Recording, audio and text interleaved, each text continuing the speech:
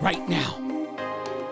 Today is the day that you choose to change the rest of your life. It is time to turn your setback into the greatest comeback story ever told, and nobody is more capable than you.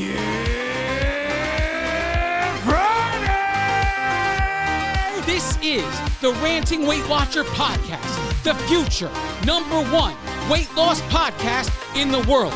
I am your host, Donato Russo. I hope you enjoy the show today. If this is your first time here and you enjoy the show, please subscribe and spread the word of the Ranting Weight Watcher podcast wherever you are and to whomever will listen.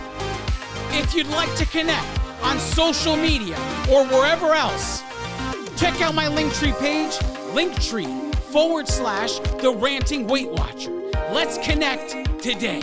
Hello, everyone. Welcome to episode 143 of the Ranting Weight Watcher podcast. If this is your first time here, I hope you enjoy the show. Please consider subscribing. And most of all, if you are using a platform that allows you to rate the show, it will help the algorithm. If you give a 4-star or 5-star rating and leave some feedback for the show, if someone else is searching for a weight loss related podcast, it will help them find me if you rate my show. So if your app that you're using, whichever one that may be, allows you to rate the show, please do so. And also, please consider spreading the word of the Ranting Weight Watcher. If this show has helped you in any way, shape, or form to turn your journey around, or find a new path, or try new things, or find some semblance of success that you were not finding previously, please consider spreading the word of the Ranting Weight Watcher so we can help as many people as possible achieve the same things we are all trying to achieve. Well, I got plenty to talk about today. Let's get into this! Journey updates. I am up this week, so that will be 3 gains in a row, 1.2 pound gain. For the month of June, I am up 1.2 pounds. Total pounds lost since January 2019, 158 pounds. Pounds remaining to get to the 175 pound milestone is 17 pounds. Total pounds remaining to get to the 200 pound milestone is 42 pounds. Usually when I have 3 gains in a row, I make changes. I start to analyze what is going on in my tracker, try to find trends, and make changes based off of what I see in my tracker. This is why I value my tracking so much. I try to keep it as close to 100%. I'm not going to pretend and tell you it's perfect. It's never perfect. It never had to be perfect. And the same goes for all of you. Your tracking, the way you do this program, you didn't have to be perfect to have the problem that you have in order to need to lose weight. You don't have to be perfect in order to fix the problem either. I stand by that statement. I am not perfect, and I have found some extreme success, and more it's about consistency than anything else. So 3 gains usually means making a change, but in the circumstance I'm in right now, which is, it's kind of a perfect storm at this moment with the treatment of steroids for a skin condition. I'm still waiting on complete. See, like, we had a positive skin test for bullous pemphigoid, but now we're going through the blood tests. So now we're still waiting on the blood test result that will confirm bullous pemphigoid as being the issue. Once I get that, we can go from there. But as of right now, I am on steroids. And every time I've been on the steroids in the past, it has caused extreme gains. I did feel a little more confident this time, to be honest with you, because it wasn't the same. It wasn't that typical, prednisone pack where you get the instructions. The first day you take 7 pills, second day you take 6 pills, and so on until you run out of pills. It was just a bottle, and it said take 3 a day for the first week. So the first week ended. I felt really good because I had no cravings. And now the second week has begun. And I'm fighting a uphill battle. Let's just say that. I'll get more into it next week because I always like to talk about complete weeks. I don't like to talk about the week I'm in while I'm in it. So for week 8, which was the final week of phase 1, my week 8 calorie average was 2,325 calories per day. The week 8 protein average was 245 grams per day. The week 8 carb average was 219 grams per day. And the week 8 fat average was 65 grams per day. All of these were within less than 50 of where I wanted to be. So the entire week of week 8 was considered a success. I have officially begun phase 2. And to give a quick review of phase 1. So phase 1 consisted of 40 days. So I had told you in the beginning, we were working on Monday through Friday. To bring these in, I wanted to be as close to 2,300 calories as possible. I wanted to be in the goal of 229 grams of protein a day. And I wanted to eventually get to, so I wanted to be between 200 and 250 grams of carbohydrates per day. And I wanted to be as close to 90 grams of fat per day. So week 8 ended in a success. And out of the 40 days, only 2 days were failures. Which means basically I didn't meet the criteria I just spelled out for you. I was over on carbs or whatever the case may be. So with phase 2, my next changes were I was going to stay at the calorie average of 2,300 per day. That wasn't changing. What was changing really at this point was I wanted to start averaging under 200 grams of carbs per day. So as of right now, I had been averaging anywhere between 200 and 250 for basically the entire phase 1. I wanted to get to 199. So that is the goal for phase 2. Get down to 199 grams of carbs and keep everything else relatively the same. Now, in the process, I still need to raise the fat grams because I'm averaging 65. So I want to try to get to 90. I'll have to work on what things I can change to add additional fat to my daily intake. Now I think I could do some almonds or something like that. We'll see. I'll report on the week 1, phase 2 next week, and we'll go from there. So I want to talk about this past Saturday, June the 3rd. I woke up a little earlier than normal on that Saturday. Typically, I'm up at 5 a.m. and out the door starting my walk at around 5:30. But this one, I was up at 4:30. And I woke up because the itching sensation had returned after probably 4 or 5 days with no problems whatsoever. The itching sensation returned Saturday morning. And I got so incredibly angry. I was so aggravated because not only was this returning, it was returning also on top of it on a day where all of my medication was decreasing. I am on a topical steroid, and at the time, it was twice a day. And on Saturday, decreasing to once a day. I am also on an oral steroid, which is 3 pills a day, and it was decreasing to 2 pills a day. And I'm on an antibiotic, which was not decreasing. But anyway, when I felt the sensation of the itch coming back, it just made me think like I am not making any progress, and I was just so aggravated. And I've been dealing with this for so long at this point with this skin condition that I really want to see progress.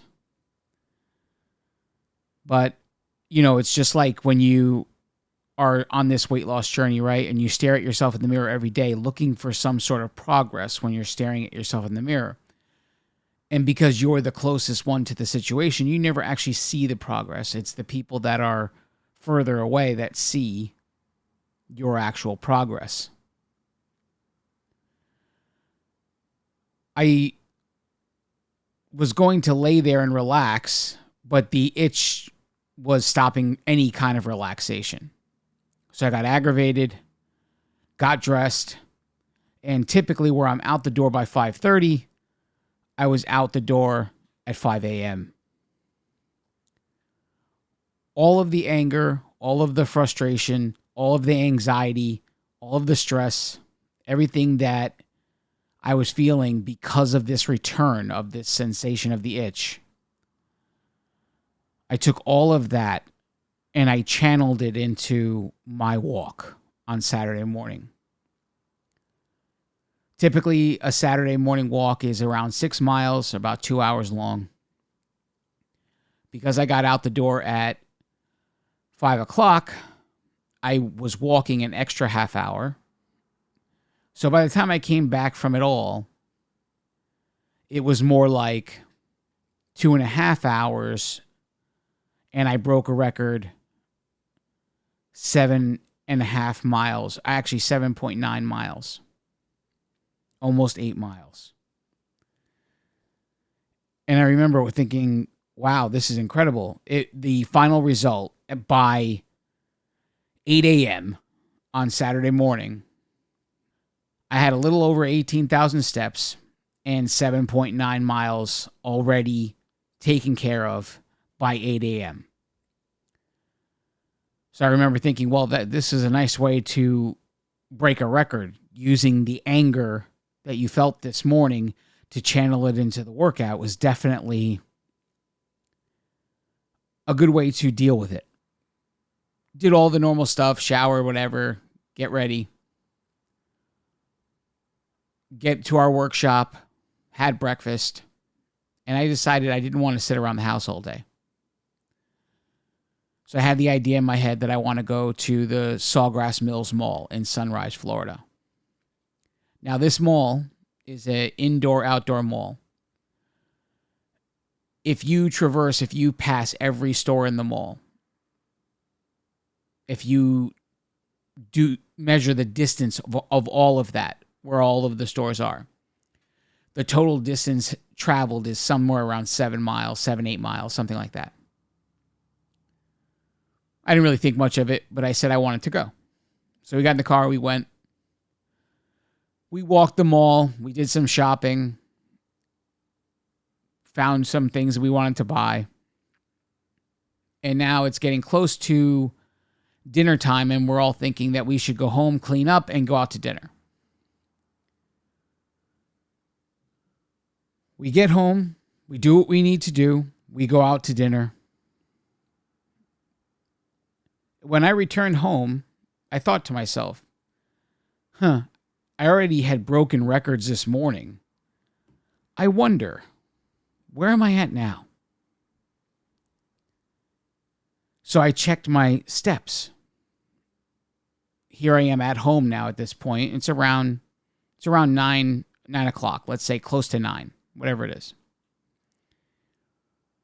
I had broken a record. I'd never been this high before. 27,058 steps. Total distance traveled 11 miles.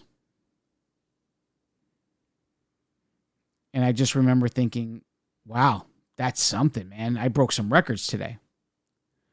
But the real true realization, it didn't really hit me till the next morning. So like Saturdays, Sundays, I wake up at 5 a.m. as well. I'm typically not out the door for my walk until 7 a.m. though, because I decide to do some laundry before I leave.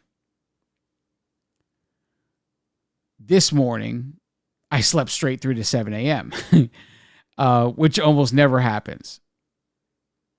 But I woke up at 7 a.m. and I said, well, I can't do any laundry now. Got dressed, got out the door. As I'm walking, I was thinking about the record I broke. And then I started to think, holy crap, I have no pain right now. Here I am at the exact time where I would leave the house the next day after a day of breaking records for steps and distance, and I have no pain.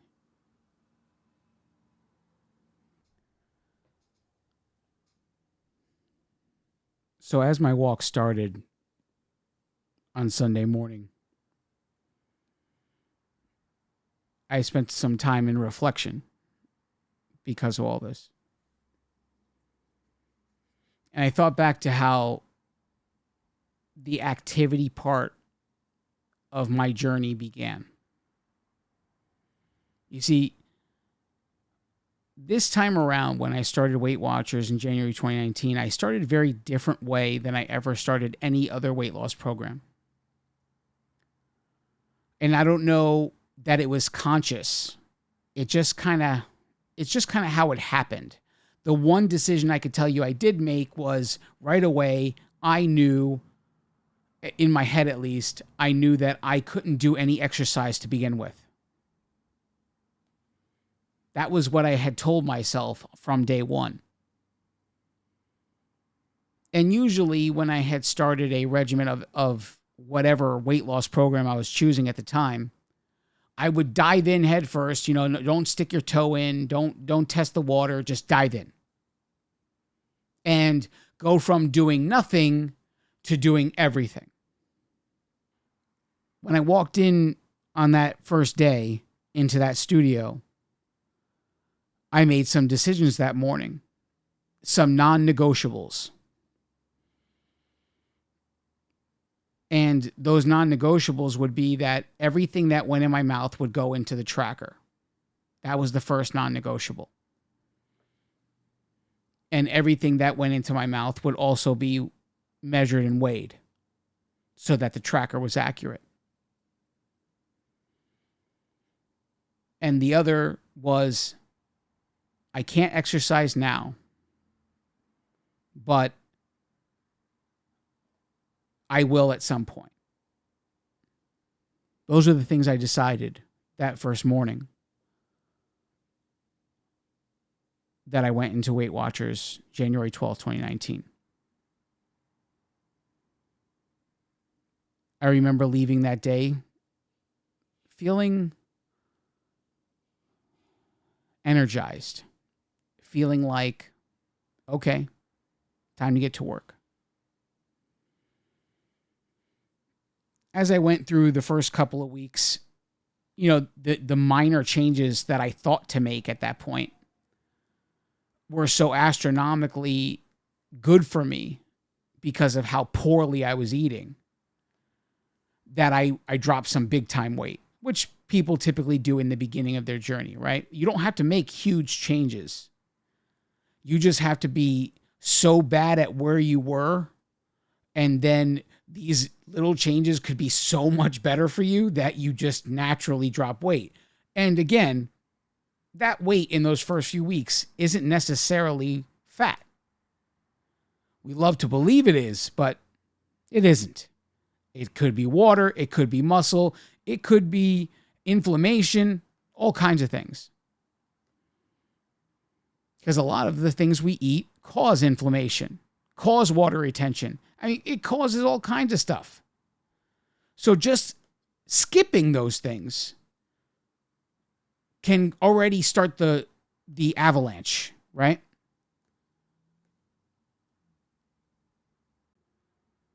We're going to take a break. Don't go anywhere. I now present to you the Ranting Weight Watcher Accountability Creed. If you choose this day to say this creed, you are accountable to me, the author. You are also accountable to all of those before you who have taken the creed, and all of those after you who will take the creed. But most of all, you are accountable to yourself. Now recite with me the Accountability Creed.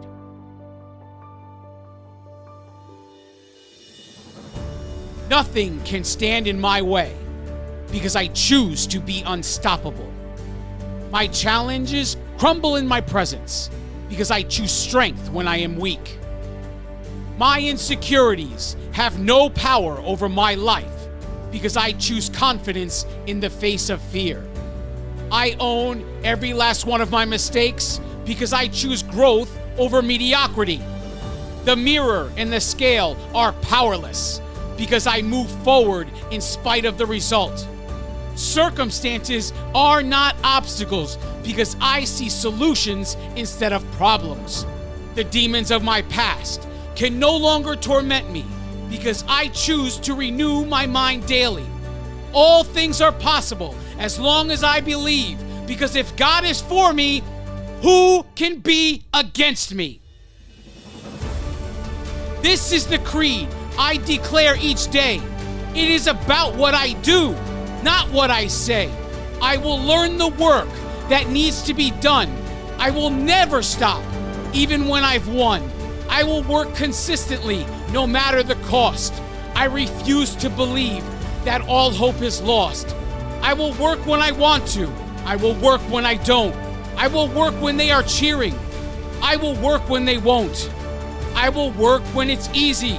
I will work when it's hard. The atonements that I've made are made with no regard.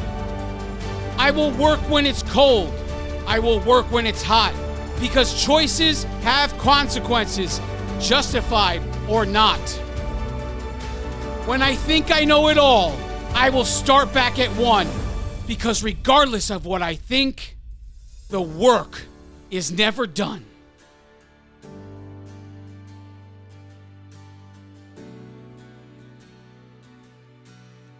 And from this moment forward, when times are tough, I choose to believe that I am enough.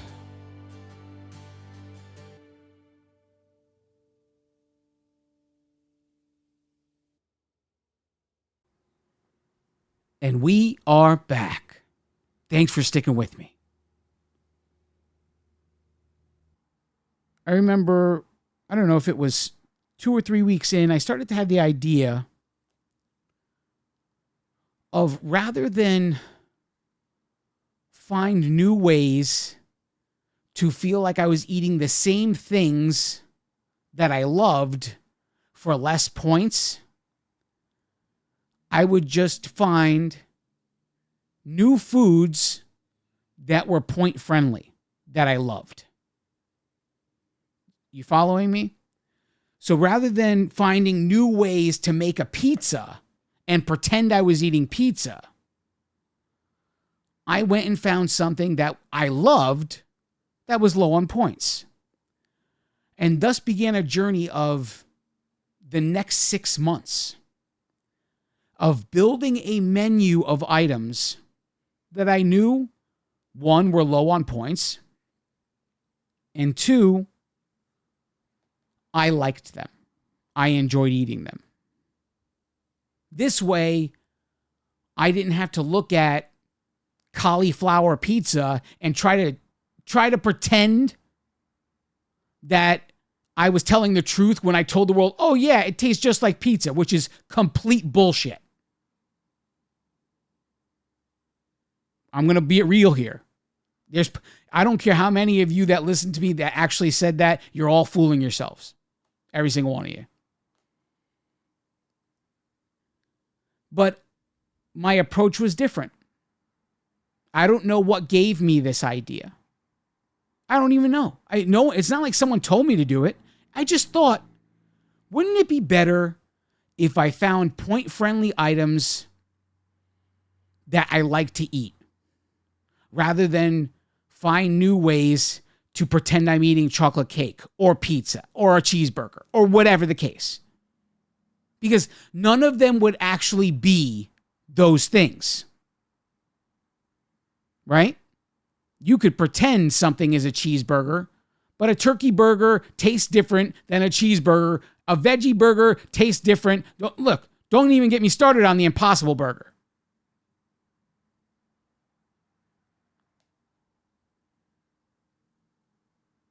It's not going to be what you expect it to be. It will taste different. And it may be okay in the beginning.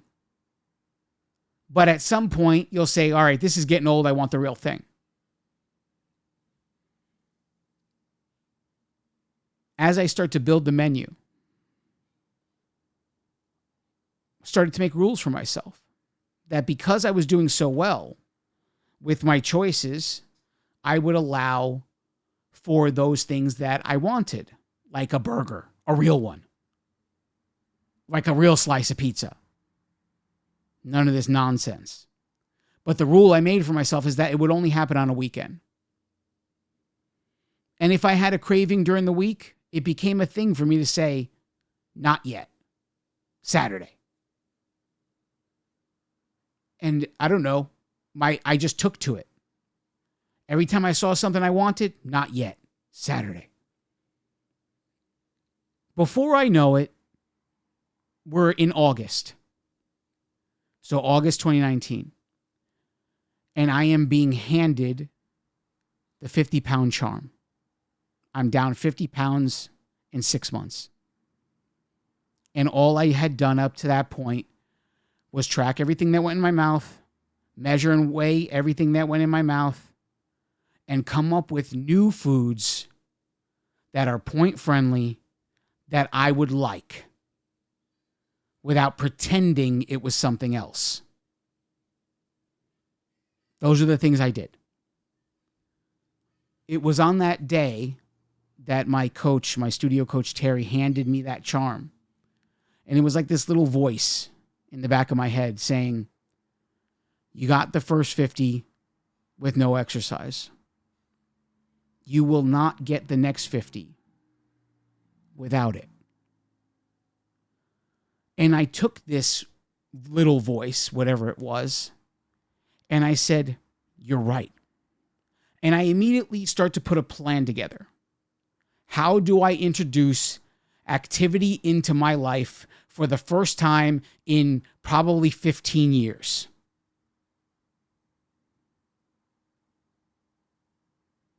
Now, I knew that I shouldn't go from 0 workouts to working out 7 days a week. That was the one thing I did know.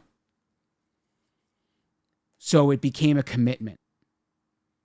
What was the negotiated deal? What was not negotiable and what was negotiable? Right? It was a set in stone commitment that had variables. Okay?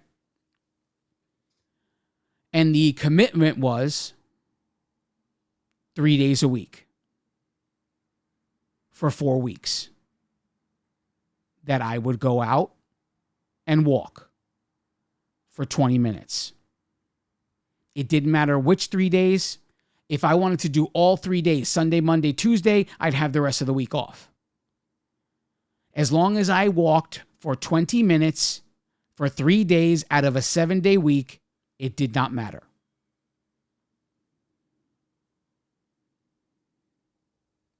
And I was going to do it for a minimum of 4 weeks. I believe it went 6, but it was a minimum of 4. If you go back in my Connect page to the close to the beginning, when you get to the part where I'm starting to make my first ever videos of me walking. A lot of the walking videos that I make and put on Connect were inspired by another WW member, Tamara, the Got Goals girl. She would always do her trail talks. And so their inspiration to make these walk videos came from her. My walk videos in the beginning were very short, brief, because I was walking and it was before the 5 a.m. hour. I woke up at 4 a.m. I didn't even leave my parking lot because I didn't want to go so far that I couldn't make it back. This is the mentality I was in. So I said, I don't care. I'll just circle my parking lot for 20 minutes and come in the house. That's all I committed to. 20 minutes, 3 days, 4 to 6 weeks. Didn't matter where I went. All of this began. And in no time, the first 6 weeks were gone. And I remember looking back on those 6 weeks and saying, it's time to make a change. What will the change be? I changed to 30 minutes, 3 days, 4 to 6 weeks. And it's exactly what I did. And I still didn't leave the parking lot. I did that for another 6 weeks. At the end of that 6 weeks, I felt really good about what I was doing. Because it started to be, rather than getting up and walking because I had to, I got up and walked because it was time to. If you could understand that. It came at the end of the second 6 week span, there came time to make a decision to change something. And I decided at that moment that rather than add more time, I would add a fourth day. So the next change was 4 days a week, 30 minutes, 6 weeks. And I just lived up to what I said. And here in this process, I never realized at the time, this is where I gave birth to how I've become so disciplined. Because the more I added, the more I proved I can do, the less I could say, can I do it? Because I was proving it every day that I could do it. And the idea of, do I want to do it, wasn't allowed to even speak. My emotions were shut down by the discipline I was building in this time period. This is probably, this story I've told many times throughout all of the episodes of this podcast. And this is probably the most valuable of all the lessons I can teach you. How I introduced activity into my life is how everybody should introduce everything into their life. Weight Watchers in a workshop will tell you, do it in baby steps. Do it in little goals, small goals, attainable things. This is essentially what I did. But I laid it all out on the line. I made that commitment to myself. 20 minutes, 3 days, 6 weeks. 30 minutes, 3 days, 6 weeks. 30 minutes, 4 days, 6 weeks. Then 45 minutes, 4 days, 6 weeks. That was the next change. Just recently, if you had been following me, I was doing a consistency challenge for myself because I wanted to go from a consistent 4-day-a-week workout to 5 days a week.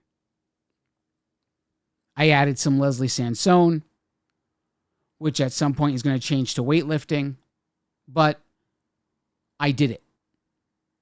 I took 6 months of time and worked on making 5 days a week, walking or Leslie Sansone workouts consistent.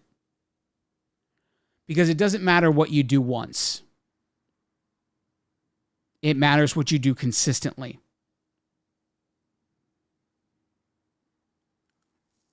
This has got to be the most valuable lesson I ever learned without even intending to learn it. I learned how to create discipline in my life by simply living up to what I said. Giving myself rules, guidelines that were actually doable.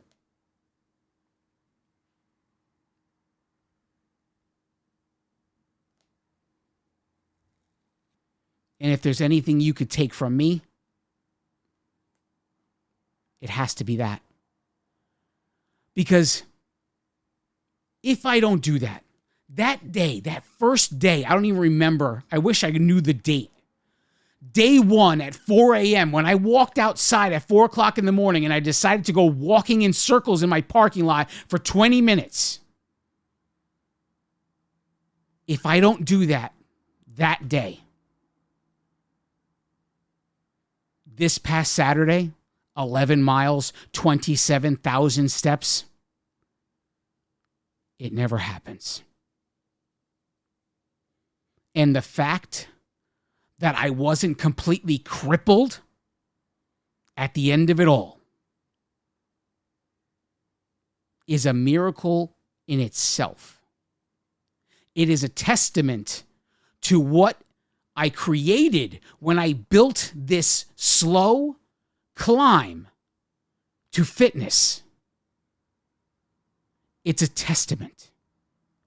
It doesn't matter that other people are walking an hour and you could only do 20 minutes. It doesn't matter that other people are walking 2 hours and you could only do 10.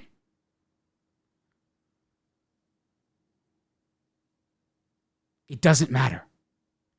It matters that you start. That's it. Because what they say is true, whether you like to believe it or not. If you don't use it, you lose it. Just a couple of years ago here, maybe it was a year and a half ago, I was talking about at the beginning of the new year, so at the beginning of 2022, I was going to start exploring knee replacements because that's how bad the arthritis was in my knees. The arthritis was so incredibly terrible. I would just do some things around the house or whatever it was, and I would be on the couch for the rest of the day. And then it became like once I had these big walks and everything, I would go for that walk, I'd come back and be on the couch the rest of the day. I would be useless to everyone, but I got my workout in. And all of that built up over 4 years in the making here. 4 years. It built up to 11 miles, 27,000 steps, and waking up with no pain and being able to go back out the next morning. I can't say it enough. If I don't step out of that door, that 4 a.m. in the morning on that day 1, this Saturday never happens. So what's it all about? In the end, it's about quality of life. Forget the scale for just 1 minute. If the scale doesn't define you, if that number, so many of you say, then the scale doesn't define me. If that scale doesn't define you, then that number cannot give you quality of life either. So if I could snap my fingers right now and turn you into your goal weight, how would you feel? Oh, you could say, Don, I'll feel great. I'll be at my goal weight. No, wrong. You won't feel great because all of the aches, all of the pains, the joint pain from you, the hips, the knees, the ankles, the feet, everything would still hurt. Because me making you your goal weight doesn't change the fact that you didn't use any of those joints. The muscles that you have that have died because you're not using them, they're still not used. Nothing changes except the number on the scale. So did your quality of life improve? No, it didn't. This is why it's so important. If you're sitting right now and you're listening to me and you have no activity in your life, I don't care what you do, it is so important that you start doing something. It does not matter how small it is. Every little bit of time goes by, as long as it gets a little bit better, every single time. Eventually, you will have your moment where you look back, just like me, and you see everything you've accomplished, and you see that it's all good, it was all worth it, and if you could go back and do it all over again, you would do it in a second. Because all of the quality of life you've created, it doesn't really matter what the scale says.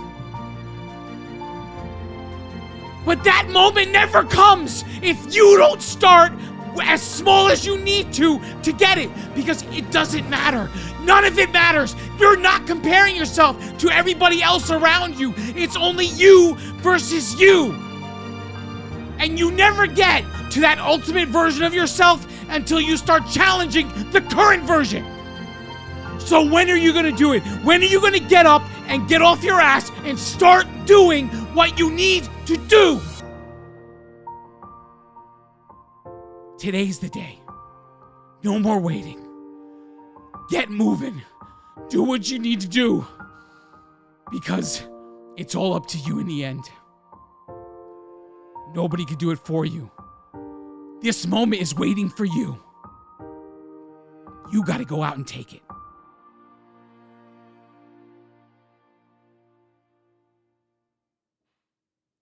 I love each and every one of you. God bless you all.